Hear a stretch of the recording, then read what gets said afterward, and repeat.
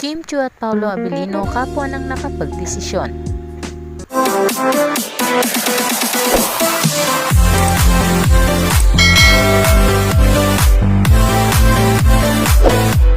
Handa na raw aminin ng Kim Pao ang matagal na nilang gustong sabihin sa publiko dahil hindi na raw nila kaya pang itago ang kanilang tunay na nararamdaman sa isa't isa.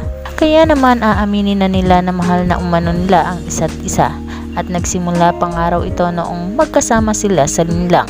Noong una raw ay parang nagkakahiyaan pa silang dalawa at hanggang sa naramdaman na lang ni Kim ang pagiging sweet at pag-aalaga sa kanya ni Paolo Abilino. Hindi rin raw maiwasan ni Kim Chiu si Paolo Abilino dahil noong time na umano na iyon ay broken hearted siya at si Paolo Abilino lang ang kanyang naging sandalan at masabihan ng mga problema niya. Simula raw noon ay naging malapit na sila sa isa't isa. Tiyak raw na marami ang nakakahalata na sa kanila kaya naman wala na raw silang dapat pang itago sa kanilang mga tagahanga.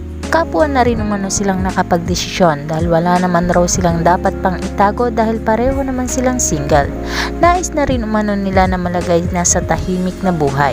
Samantala dahil dito sa balita marami ang mga fans ng Kim Pao ang natutuwa at kinikilig dahil sa wakas umano ay magkakatuluyan na rin ang kanilang iniidolong Kim Chiu at Paolo Abilino.